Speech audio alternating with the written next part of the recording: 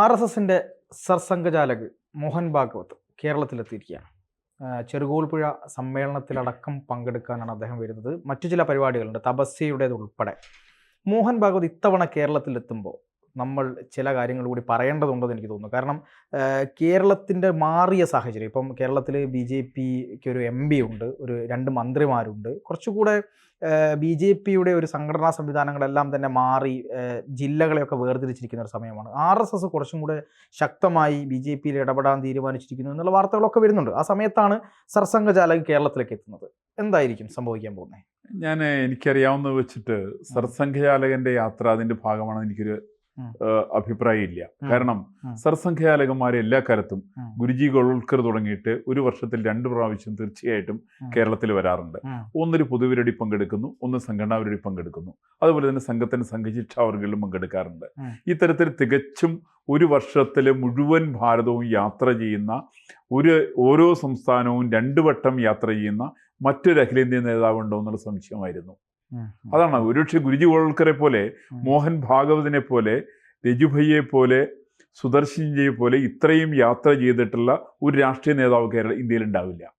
അത്രയ്ക്കും എല്ലാ സ്ഥലത്തും യാത്ര ചെയ്തിട്ടുണ്ട്. ഈ യാത്രകളിലേക്ക് ഒരു സവിശേഷത കൂടിയുണ്ട്. ഗുരുജി ഗോൾവൽക്കർ യാത്ര സമയത്ത് ഫ്ലൈറ്റിലല്ല യാത്ര ചെയ്തിരുന്നത്. അദ്ദേഹം ഏറെ യാത്ര ചെയ്തിരുന്നത് ട്രെയിനിലായിരുന്നു ഉണ്ടായിരുന്നത്. അദ്ദേഹം അവിടുന്ന് യാത്ര പുറപ്പെടുന്നു, തമിഴ്നാട്ടിൽ പോകുന്നു, കർണാടകത്തിൽ പോകുന്നു, ബാംഗ്ലൂർ പോകുന്നു, കേരളത്തിൽ വരുന്നു. നിരന്തരമായിട്ട് ഏറ്റവും കൂടുതൽ ട്രെയിനിൽ യാത്ര ചെയ്തിട്ടുള്ള ആള് ആരാന്ന് ചോദിച്ചാൽ ഒരു സംശയവുമില്ല, ആ കാര്യത്തിൽ കേരളത്തിന്റെ വൈജ്ഞാനിക രംഗത്ത് പോലും പ്രഗത്ഭനായിരുന്നു ഗുരുജി ഗോൾവൽക്കറാണ്. ഇന്ത്യൻ പാർലമെന്റിൽ അംഗമല്ലാത്ത ഒരാളുടെ അനുസ്മരണം പാർലമെന്റിൽ നടത്തുന്നത് വളരെ അപൂർവമാണ്. അതിലേറ്റവും പ്രധാനപ്പെട്ട ഗുരുജി ഗോൾവൽക്കറുടെ ആയിരുന്നു. 1973 അദ്ദേഹത്തിന്റെ വേർപാടിന്റെ സമയത്ത് ഇന്ത്യൻ പാർലമെന്റ് നിർത്തിവെച്ച് അദ്ദേഹത്തിന്റെ അനുസ്മരണം രേഖപ്പെടുത്തിയിരുന്നു. വളരെ രാഷ്ട്രീയപരമായുള്ള അഭിപ്രായ വ്യത്യാസമൊക്കെ ഉണ്ടാവാം. അന്ന് ഇന്ത്യൻ പ്രധാനമന്ത്രി ശ്രീമതി ഇന്ദിരാഗാന്ധിയാണ് ആ സമയത്ത്.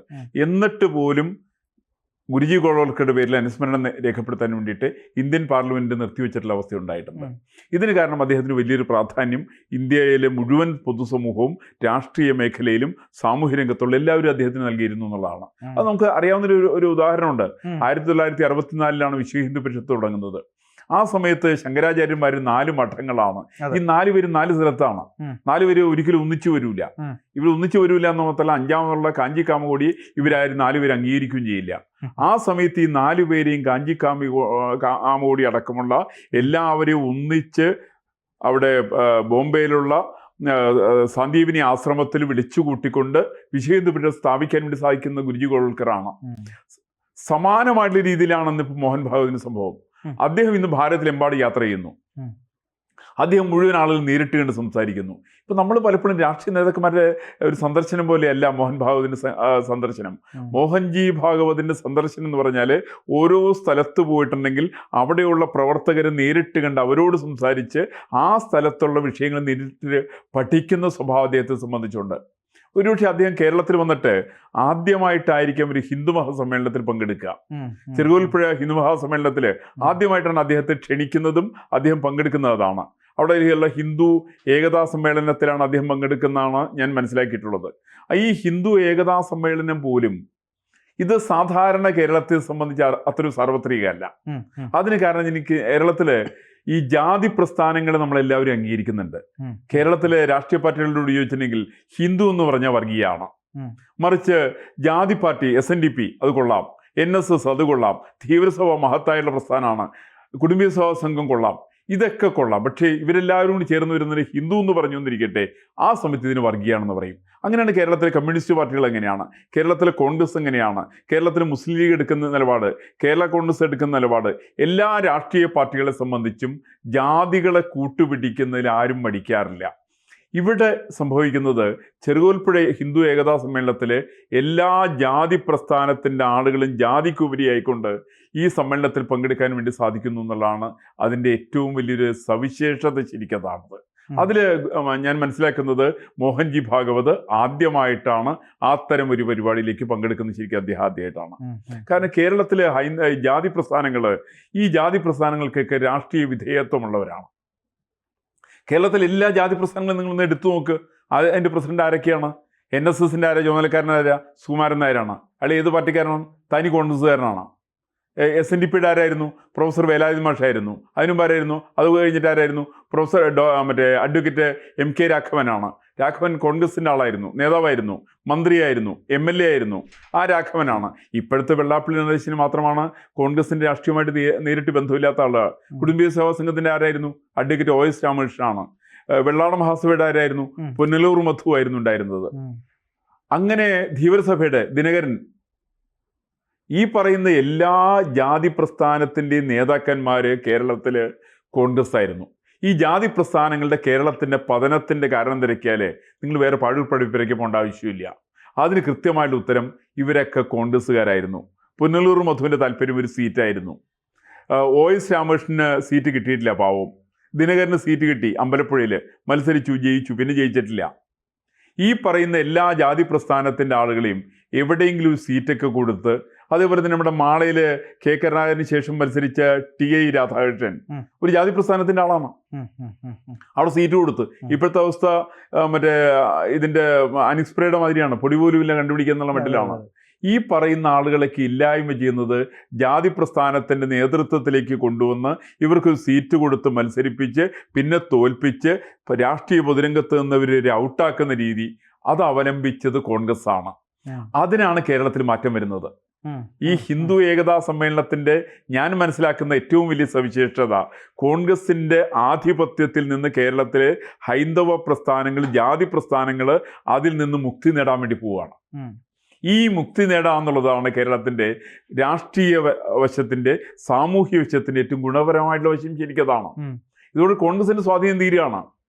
അതുകൊണ്ട് സർസംഘചാലകന്റെ യാത്രയിൽ ഞാൻ കാണുന്നത് ഒരു ഹിന്ദു ഏകതാ സമ്മേളനം എന്നുള്ളത് കേവലം സമ്മേളനമല്ല, ഹൈന്ദവ മനസ്സുകളിലുണ്ടാകുന്ന ഒരു ഏകതയുടെ മന്ത്രമാണ് അവിടെ മുഴങ്ങിക്കേൾക്കാൻ വേണ്ടി പോകുന്നത്.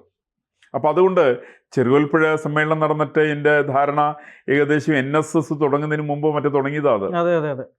100 ചെല്ലാൻ വർഷമായിട്ട് 113ാമത്തെ വർഷം മറ്റാണത്. 113 വർഷത്തിനിടയ്ക്ക് ഒരു ഹൈന്ദവ നേതാവ് അവിടെ പങ്കെടുത്ത് സംസാരിക്കുന്നതിന് ചരിത്രത്തിൽ ആദ്യമായിട്ടാണ്. അപ്പം അതുകൊണ്ട് ഈ ഹിന്ദു ഏകതാ സമ്മേളനത്തിന്, ചെറുകോൽപ്പുഴ സമ്മേളനത്തിന്, ഈ വർഷത്തെ പരിപാടിക്ക് ഒരു ചരിത്രപരമായിട്ടുള്ള പ്രാധാന്യം അതിനെ സംബന്ധിച്ചതുണ്ട്. അത് കേരളത്തിൻ്റെ സാമൂഹ്യ രാഷ്ട്രീയ രംഗത്തുണ്ടാക്കാൻ പോകുന്നൊരു, കോളിളക്കം എന്നുള്ള വാക്കൊന്നും ഞാൻ വിളിക്കുന്നില്ലെങ്കിലും ഏതാണെങ്കിലും ഒരു ചരിത്രപരമായിരിക്കുന്നൊരു മാറ്റത്തിന്, ഒരു ദിശാബോധത്തിന് ഈ പറയുന്ന ചെറുകോൽപ്പുഴ സമ്മേളനം വേദിയാകും എന്നുള്ള കാര്യത്തിൽ എന്നെ സംബന്ധിച്ച് ആരും സംശയമില്ല. അങ്ങ് ഈ പറഞ്ഞു നിർത്തിയെടുത്ത ഒരു സംശയം, അതായത് കേരളത്തിലെ ഈ ദളിത് ആക്ടിവിസ്റ്റുകൾ, അതുപോലെ തന്നെ കമ്മ്യൂണിസ്റ്റ് പാർട്ടി, കോൺഗ്രസ് പാർട്ടി, ഇവരൊക്കെ തന്നെ പറയുന്ന ഒരു കാര്യമുണ്ട്, ജാതിയുടെ പേരിൽ നിങ്ങൾ ആരെയും കാണരുത്, ജാതി തിരിച്ച് കാണരുത് എന്നൊക്കെ പറഞ്ഞ് വലിയ പ്രതിഷേധങ്ങളും പ്രക്ഷോഭങ്ങളും ഒക്കെ ഉണ്ടാവാറുണ്ട്. പക്ഷേ ഇവരെല്ലാം തന്നെ എന്താണ്, ഈ ജാതി അങ്ങനെ കാണരുത് എന്നൊക്കെ പറയുന്ന ആളുകൾ തന്നെയാണ് ജാതിയെ എന്താണ് പ്രൊജക്റ്റ് ചെയ്തുകൊണ്ട് സംഘടനകൾ ഉണ്ടാക്കുന്നതും ജാതിക്ക് വേണ്ടി നിൽക്കുന്നതും, നിങ്ങളെക്കാൾ വലിയ ജാതിയാണ് ഞങ്ങളെന്ന് പറയുന്നതും, ഈ ഞങ്ങളുടെ ജാതിക്കോട്ടയിൽ എന്ത് വേണം, സീറ്റ് വേണം, അത് വേണം, ഇത് വേണം എന്ന് പറയുന്നത് ഒരു ഭാഗത്ത്. അങ്ങനെ മറുഭാഗത്ത് RSSനെ പോലെ അല്ലെങ്കിൽ ഏതെങ്കിലും ഒരു ഹൈന്ദവ പ്രസ്ഥാനം, നമ്മൾ ജാതിയല്ല, ഈ പറയുന്ന സംസ്കാരമാണ് വലുത്, എല്ലാവരും ഒരുമിച്ച് നിൽക്കണം, എല്ലാവരുടെയും രക്തം ഒന്നാണ് എന്ന് പറഞ്ഞൊരു കൂട്ടായ്മ ഉണ്ടാക്കാൻ നോക്കുമ്പോൾ അത് വർഗീയമാണ് എന്ന് പറയുകയും ജാതി വേണ്ട എന്ന് പറയുകയും ഒരേ സമയം ജാതി കൊണ്ടു നടക്കുകയും ചെയ്യുന്ന ഒരു വൈരുദ്ധ്യം ഇവിടെ കാണുന്നുണ്ട്. ഇതെന്തുകൊണ്ടാണ് ഈ ജനങ്ങൾക്ക് മനസ്സിലാവാത്തത്? അല്ല, അതിന് വളരെ കൃത്യമായിട്ടുള്ള ഉത്തരവുണ്ട്. ഈ ജാതി പ്രസ്ഥാനങ്ങളെ പോഷിപ്പിക്കുന്നതിന്റെ പിന്നിലൊരു ചരിത്രമുണ്ട്. ഞാൻ ചെറിയ ഒരു ഉദാഹരണം പറഞ്ഞാലേ, നമ്മുടെ ഇദ്ദേഹമാണ് പഴയ പുലിയ മഹാസഭയുടെ പ്രസിഡന്റ് ആയിരുന്ന ആളാണ് മറ്റേ ശ്രീകുമാർ. ആ ശ്രീകുമാർ കോൺഗ്രസിന്റെ ആളായിരുന്നു. അദ്ദേഹം ആയിരിക്കുന്ന കാലത്താണ് കൊടിക്കുന്നിൽ സുരേഷിന്റെ ജാതി സർട്ടിഫിക്കറ്റ് കൊടുത്തിരുന്നു. കൊടിക്കുന്നിൽ സുരേഷിനെ കുറിച്ച് വലിയൊരു ആരോപണമുണ്ട്. അദ്ദേഹത്തിന്റെ അച്ഛനാരാ? ഹിന്ദു ആണോ? അല്ലല്ലോ, ക്രിസ്ത്യാനിയാണല്ലോ. അദ്ദേഹത്തിന്റെ കുടുംബം ക്രിസ്ത്യാനിയാണ്. പക്ഷേ കൊടിക്കുന്നിൽ സുരേഷ് മാത്രം ഹിന്ദുവും. ഈ സർട്ടിഫിക്കറ്റ് കൊടുക്കുന്നത് പുന്നല ശ്രീകുമാറിനെ പോലുള്ള ആളുകളാണ്. അതേപോലെ തന്നെ ആലത്തൂർ സ്ഥാനാർത്ഥി ഉണ്ടായിരുന്നു, ബൈജു അല്ലേ? ബൈജുവിന്റെ അച്ഛനാരാ? ക്രിസ്ത്യാനിയാണ്. ചേട്ടനാരാ? ക്രിസ്ത്യാനിയാണ്. ബൈജു ആരാ? ഹിന്ദു ആണ്. ഈ പറയുന്ന കള്ള സർട്ടിഫിക്കറ്റ് സംഘടിപ്പിക്കാൻ വേണ്ടിയിട്ടുള്ള ചില ജാതി പ്രസ്ഥാനത്തിന് ആളുകൾ പ്രതിഷ്ഠിക്കുക, ഇതായിരുന്നു കോൺഗ്രസ് ചെയ്തുകൊണ്ടിരുന്നത്. അതിന് കമ്മ്യൂണിസ്റ്റ് പാർട്ടിയും പിന്താങ്ങിയിരുന്നു. അതിൻ്റെ പേരിൽ കമ്മ്യൂണിസ്റ്റ് പാർട്ടിയും കോൺഗ്രസും ചെയ്തുകൊണ്ടിരിക്കുന്നത് സംവരണ സീറ്റുകളിൽ പോലും ഇവിടുത്തെ പട്ടികജാതി വർഗ്ഗക്കാരൻ്റെ രക്ഷയില്ല. ഇടുക്കിയിൽ രാജ എന്ന് പറയുന്ന ആ രാജ. കേസ് കിടക്കുകയാണ്. ആ രാജ്യത്ത് അങ്ങനത്തെ പ്രശ്നമാണത്. ഈ പറയുന്ന എന്ന് വെച്ചാല് യഥാർത്ഥമായിട്ടുള്ള പട്ടികജാതിക്കാരന് കേരളത്തിൽ തെരഞ്ഞെടുപ്പിൽ മത്സരിച്ചിട്ടില്ല, മത്സരിച്ചവരും ജയിച്ചിട്ടില്ല. മറിച്ച് ഈ പറയുന്ന ഉടായിപ്പ് രാഷ്ട്രീയക്കാരാണ് കൊടിക്കുന്നിൽ സുരേഷിനെ പോലുള്ളവര്. അവർ നടത്തുന്നത് ഞങ്ങൾ ഹിന്ദുവാണെന്ന് പറഞ്ഞ് സർട്ടിഫിക്കറ്റ് ഉണ്ടാക്കുകയാണ്. അത് പുന്നല ശ്രീകുമാർ കൊടുത്തുള്ള സർട്ടിഫിക്കറ്റ് ആണ്, അല്ലെന്ന് പറയട്ടെ. ആരാണ് ബൈജുവിന്റെ? എങ്ങനെയാ? അല്ലേ എങ്ങനെ ഇവരുടെയൊക്കെ അച്ഛൻ മറ്റേ ക്രിസ്ത്യാനിയാണ്, അമ്മ ക്രിസ്ത്യാനിയാണ്, ഞാൻ മാത്രം എങ്ങനെ ഹിന്ദു ആവുക? ചേട്ടൻ ക്രിസ്ത്യാനിയാണ്, അനിയൻ ക്രിസ്ത്യാനിയാണ്, എല്ലാവരും ക്രിസ്ത്യാനിയാണ്, ഞാൻ മാത്രം ഹിന്ദുവാണ്. ഈ പറയുന്ന സർട്ടിഫിക്കറ്റ് വാങ്ങിച്ചുകൊണ്ട് മാവേലിക്കരയിലും ആലത്തൂരിലൊക്കെ തെരഞ്ഞെടുപ്പിൽ മത്സരിക്കാനായിട്ടുള്ള സാഹചര്യം ഉണ്ടാക്കിയത് കോൺഗ്രസിന്റെയും കമ്മ്യൂണിസ്റ്റ് പാർട്ടിയുടെയും നേതാക്കന്മാരാണ്. അതിന് വളം വെച്ചു കൊടുക്കുന്നത് ഈ രാഷ്ട്രീയ നേതാക്കന്മാർ, ഈ പറയുന്ന ജാതി നേതാക്കന്മാരാണ്. ഇപ്പോൾ സുകുമാരൻ നായർ പറഞ്ഞുകൊണ്ടിരിക്കുന്നത് എന്താണ്? അയാളുടെ താക്കോൽ സ്ഥാനം ചെന്നിത്തലയ്ക്ക് കൊടുക്കാനുള്ള ശ്രമത്തിലാണ്. ഈ പറയുന്ന ആൾ നടത്തുന്നത് തികച്ചും ഹിന്ദു വിരുദ്ധ പ്രവർത്തനം തന്നെയാണ്. ചെന്നിത്തല പോലുള്ള ആള് കേരളത്തിന് മുഖ്യമന്ത്രിയായിട്ട് കൊണ്ടുവരിക. ചെന്നിത്തല ആദ്യം എവിടേക്ക് പോവുക? നേരെ പാണക്കാടേക്ക് പോകുന്ന ആളാണ് ചെന്നിത്തല. അതേപോലെ തന്നെ ചെന്നിത്തലയെ പണ്ട് പഴയ കാലത്ത് താക്കോൽ സ്ഥാനത്ത് ഇരുത്തുന്നു പറഞ്ഞു. ചെന്നിത്തല പറഞ്ഞ് എനിക്ക് ഈ പുള്ളി താക്കോലൊന്നും വേണ്ടെന്നാ പറഞ്ഞേ. അപ്പൊ ഇത് കേട്ടിട്ട് പോലും നാണമില്ലാതെ കണ്ട് ജാതി പ്രസ്ഥാനത്തിന്റെ നേതൃത്വത്തിൽ ഇരിക്കുന്ന ചില ആളുകൾ, സുകുമാരൻ നായരെ പോലുള്ള ആളുകള്, അവർ ചെയ്തുകൊണ്ടിരിക്കുന്നത് എന്താണെന്ന് വെച്ചിട്ടുണ്ടെങ്കിൽ ചെന്നിത്തല പോലുള്ള ആളുകൾ പ്രതിഷ്ഠിച്ചിട്ട് ആനുകൂല്യങ്ങൾ പറ്റാൻ സാധിക്കുമോ എന്നുള്ളത് ആലോചിച്ചുകൊണ്ടിരിക്കുകയാണ്. ഇത് ഇങ്ങനെ കേരളത്തിലെ ജാതി പ്രസ്ഥാനങ്ങളെ ഒന്നടങ്കം നശിപ്പിച്ചതിൽ വലിയ പങ്കുള്ളത് കേരളത്തിലെ കോൺഗ്രസിനാണ്. ഹിന്ദു ഏകതയെ തകർക്കുന്നതിൽ കോൺഗ്രസിന് വലിയ പങ്കാണുള്ളത്. കമ്മ്യൂണിസ്റ്റ് പാർട്ടിക്ക് ഒട്ടും കുറവാന്ന് ഞാൻ പറയുന്നില്ല, ഈ രണ്ടുപേർക്കും വലിയ പങ്കുണ്ട്. ഈ ഹിന്ദു ഏകതാ സമ്മേളനം അടക്കമുള്ള കേരളത്തിലെ ഹൈന്ദവ പ്രസ്ഥാനങ്ങൾ ജാതിക്കുപരിയായിട്ട് ചിന്തിക്കുന്നത്, ഞാൻ ജാതി വേണ്ടെന്നുള്ളതല്ല പറയുന്നത്, ജാതിക്കുപരിയായിട്ട് തന്നെ ചിന്തിക്കണം. ജാതി രാഷ്ട്രീയക്കാരൻ്റെ കയ്യിൽ കൊടുക്കേണ്ട സാധനമല്ല ജാതിയുടെ നേതൃത്വം. ജാതിയുടെ നേതൃത്വം പറഞ്ഞുകൊണ്ട് ഈ സമുദായത്തെ തന്നെ വഞ്ചിച്ചുകൊണ്ടിരിക്കുകയാണ്. കേരളത്തിൽ നല്ല എക്സാമ്പിളാണല്ലോ കുടുംബി സേവാ സംഘം. ആ കുടുംബി സേവാ സംഘം 1967 എൻ്റെ ഓർമ്മ പട്ടികജാതിയിൽ ഉൾപ്പെടുത്താൻ ശ്രമിച്ചു. അന്ന് OS രാമകൃഷ്ണൻ വിളിച്ച മുദ്രാവാക്യം ചെട്ടികളെ പട്ടികളാക്കരുതെന്നാ പറഞ്ഞേ, ഞങ്ങളെ പട്ടികളാക്കരുതെന്നാ പറഞ്ഞ്. അങ്ങനെ പറഞ്ഞ് K കരുണാകരൻ കൊണ്ടുവന്ന നറേഷന് കൊട പിടിച്ച ആളാണ് OS രാമകൃഷ്ണൻ. ആ OS രാമകൃഷ്ണനെ പോലുള്ള ആളുകളാണ് ജാതി പ്രസ്ഥാനങ്ങൾ ഇത്തരത്തിൽ നശിപ്പിച്ചത്. മിക്കവാറും കേരളത്തിലെ ധീവരസഭയുടെ അവസ്ഥ, കേരളത്തിലെ പുലയ മഹാസഭയുടെ അവസ്ഥ, കേരളത്തിലെ വെള്ളാള മഹാസഭയുടെ അവസ്ഥ, ഈ പ്രസ്ഥാനങ്ങളെയൊക്കെ തകർത്തതിൽ വിശ്വകർമ്മ സഭ 3ആണോ 4ആണോ എന്ന് എനിക്കറിയില്ല, ഈ പ്രസ്ഥാനത്തെയൊക്കെ തകർത്തത് ഈ പറയുന്ന രാഷ്ട്രീയ നേതൃത്വങ്ങളാണ്. ഈ രാഷ്ട്രീയ നേതൃത്വ ചിന്താഗതികൾക്ക് ഉപരിയായിക്കൊണ്ട് സ്വന്തം പ്രസ്ഥാനത്തിൻ്റെ വിജയത്തിന് വേണ്ടിയിട്ട്, അതിൻ്റെ വികാസത്തിന് വേണ്ടിയിട്ട് പരിശ്രമിക്കുന്നൊരു നേതൃത്വം അത് ഉണ്ടാകുന്ന സമയത്ത് മാത്രമേ, നേരത്തെ പറഞ്ഞ പോലെ പാർത്ഥൻ സൂചിപ്പിച്ച പോലെയുള്ള ഒരു രാഷ്ട്രഹിതത്തിനനുസരിക്കുന്ന ഒരു നേതൃത്വം ഉയർന്നു വരുന്ന സമയത്ത് മാത്രമാണ് ഈ ജാതി പ്രസ്ഥാനങ്ങൾക്ക് വളരെ സാധിക്കുക, സാധാരണക്കാരെ വളരെ സാധിക്കുക, നാടിന് വളരാൻ സാധിക്കുക. ഞാൻ മനസ്സിലാക്കുന്നത് RSS സർസംഘചാലകന്റെ യാത്ര അത് ഈ തരത്തിൽപ്പെട്ട ഛിദ്രശക്തികൾക്കെതിരായിക്കൊണ്ട്, അതിന് ഞാൻ എതിരെന്നുള്ള വാക്ക് ഉപയോഗിക്കുന്നില്ല, ഛിദ്ര പ്രവണതകൾക്കെതിരായിക്കൊണ്ടുള്ള ഒരു ഹിന്ദു ഏകതയുടെ മന്ത്രമാണ് പൊതുസമൂഹത്തിന് നൽകുന്നത്. ആ ഹിന്ദു ഏകതയുടെ മന്ത്രത്തെ കേരള ജനത ഇരു കൈകൾ നീട്ടി സ്വീകരിക്കുന്നതാണ് എൻ്റെ വിശ്വാസം. ശരിക്കതാണ്. അതുകൊണ്ട് 10 കൊല്ലോ 15 കൊല്ലോ 25 കൊല്ലത്തിനും ഉണ്ടായിട്ടുള്ള കേരളത്തിന്റെ അവസ്ഥയൊക്കെ മാറിക്കഴിഞ്ഞിരുന്നു.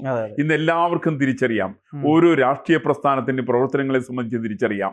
അതുകൊണ്ട് തന്നെയാണ് ഇപ്പോൾ കോൺഗ്രസിലൊക്കെ നടക്കുന്ന സംഭവം ഞാൻ പറയേണ്ട ആവശ്യമില്ല, കമ്മ്യൂണിസ്റ്റ് പാർട്ടിയിലെ പ്രശ്നങ്ങൾ പറയേണ്ട ആവശ്യമില്ല.